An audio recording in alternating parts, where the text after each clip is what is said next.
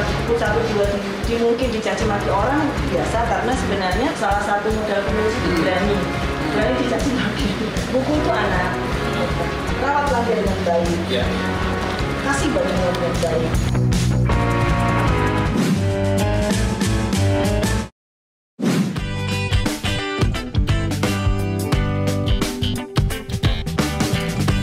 Di era tahun 80-90 kalau bicara tentang profesi, sudah pasti itu kalau tidak dokter, insinyur, ataupun tentara. Nah, di era milenial ini profesi berkembang begitu banyak. Salah satunya adalah writerpreneur. Dan sebentar lagi saya akan bicara dengan sahabat saya bagaimana dan apa itu writerpreneur. Bersama saya, Tim Wijaya, di acara Tatap Muka.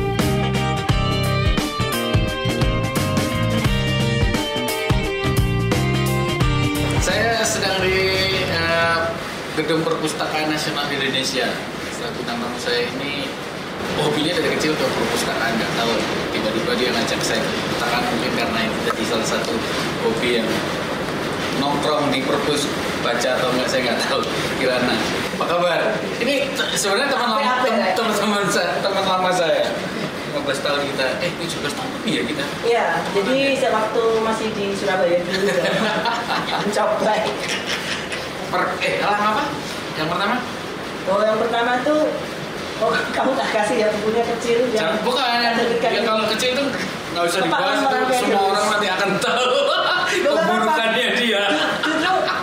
Justru aku itu, emang kadang berpikir orang mudah-mudahan amnesia ya yang baca buku. Tapi buku itu, semua buku itu menemui takdirnya dengan baik. Iya. Kok ya laku di toko buku gitu ya. Dari toko buku lokal di Surabaya sampai seluruh Indonesia. Waktu itu saya cetak 750 eksemplar ke orang-orang penulis itu. Nyetak sendiri. Kirim sendiri. Tapi ngurus ISBN ya, karena memang saya tahu bahwa buku itu lebih baik harus ada ISBN-nya di belakangnya.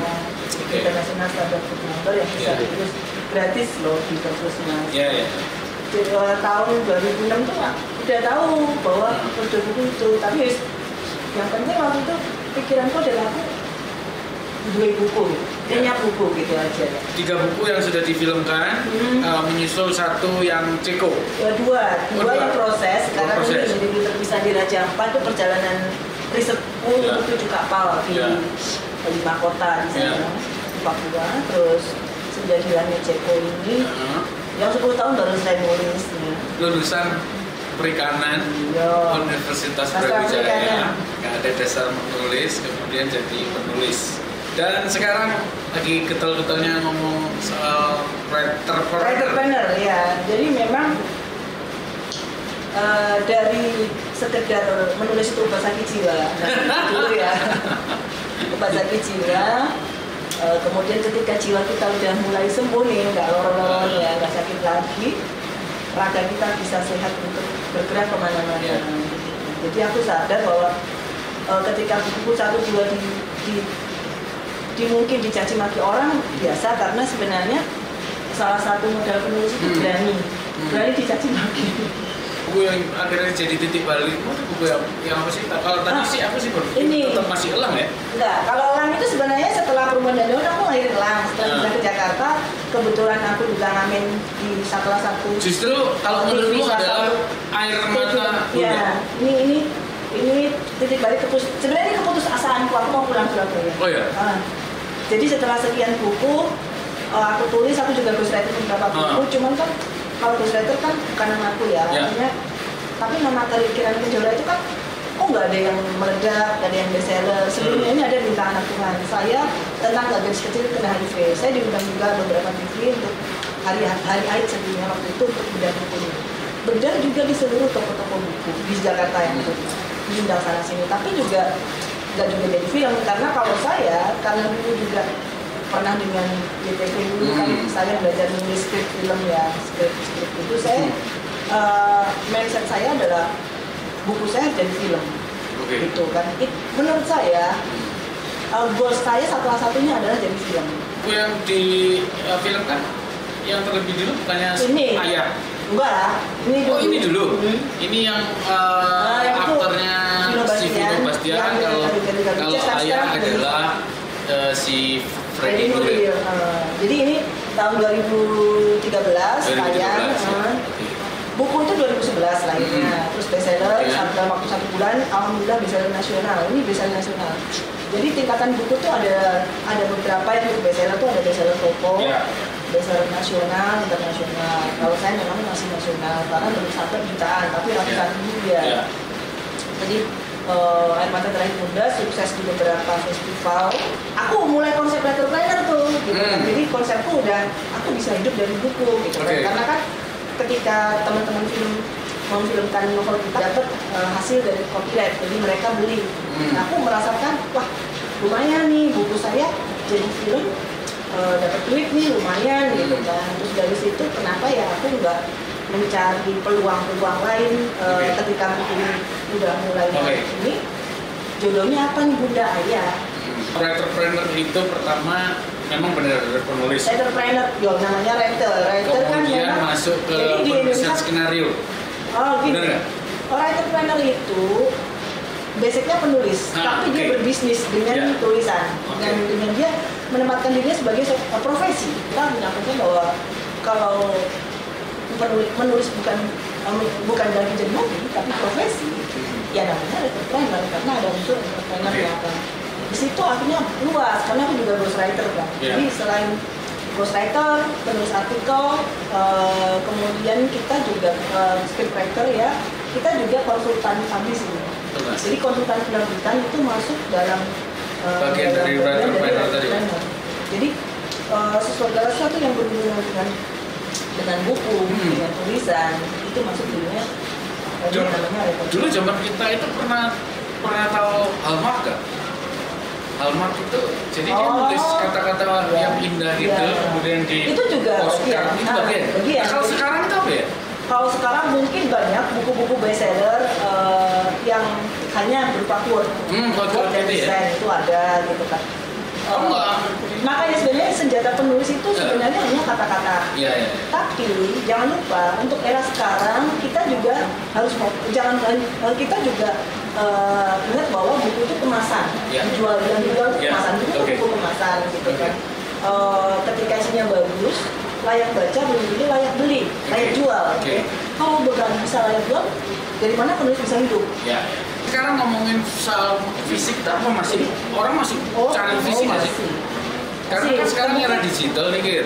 Artinya bahwa kamu bisa dapat apapun itu dari digital yang free. Buku itu adalah salah satu alat untuk rekreasi. Kalau udah ngomong writer planner, kita sudah harus punya bisnis plan. Dari pra produksi ini sebelum kita nulis, kita udah harus pemetaan tuh goals kita apa. Terus kemudian pembaca kita siapa, kemasannya seperti apa, setelah produksi postnya seperti apa gitu kan. Jadi ketika aku tuh ngajarin teman-teman writer jangan manja. Ketika dia diterbitkan mayor label, mayor publisher gitu ya, dia sudah menggantungkan bukunya kepada, nah itu salah karena tidak semua penerbit punya budget untuk promo. Buku itu anak, rawatlah dia dengan baik, kasih bajunya dengan baik. Jadi kan mungkin kalau masih ingat buku-buku lama, sebenarnya aku bawa ya, jadi bisa membedakan buku. Kalau ini yang bajunya udah bener ya? Ini kan udah bener. Ini bajunya beli di butik. Kalau yang kemarin bajunya beli di pasar. Nah, tapi tidak harus mahal. Tapi lebih ke sini ya. Ini kan konsepnya udah desain pun memang kita memang udah filosofi semua. Kalau aku mainnya memang ke situ. Itu lebih ke taste aja gimana. Nah, kalau saya seorang penulis baru mau melangkah seperti itu, yang paling penting yang harus dipikirkan dulu konsultasi kami.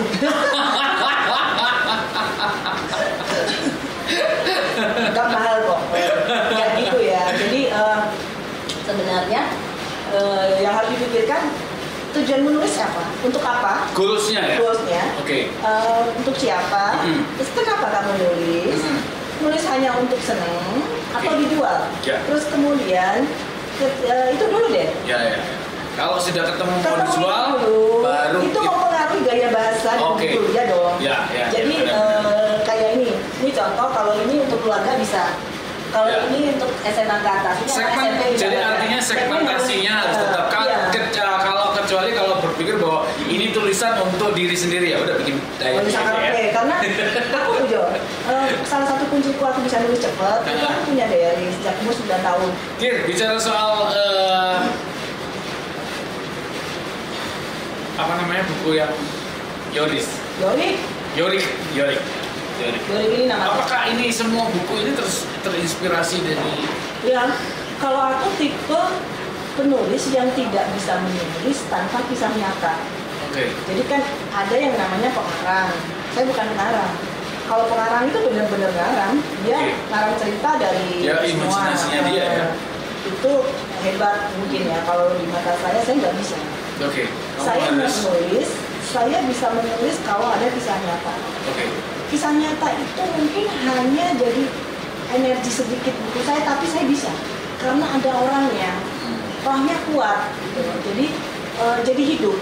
Aku harus dituntun ke situ. Gitu. Kalau kayak Yorik ini kan memang ada orangnya. Saya kenal, saya riset di tempat-tempat dia di masa kecil dia, terus teman-teman dia, itu cepat dan ya insya Allah skripnya mudah-mudahan juga disukai nanti setelah jadi film ya. Sampai ketemu lagi, sukses di buku-buku selanjutnya. Sampai ketemu di tatap muka selanjutnya.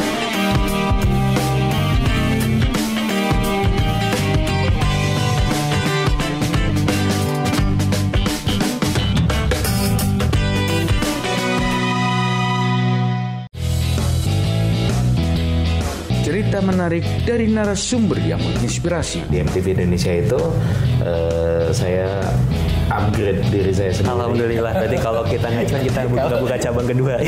Dibalut dalam sebuah perbincangan ringan. Zaman dulu handycam harus pakai. Jangan lewatkan setiap kisahnya. Tatap muka setiap Rabu pukul 20 waktu Indonesia Barat hanya di CPM Stream.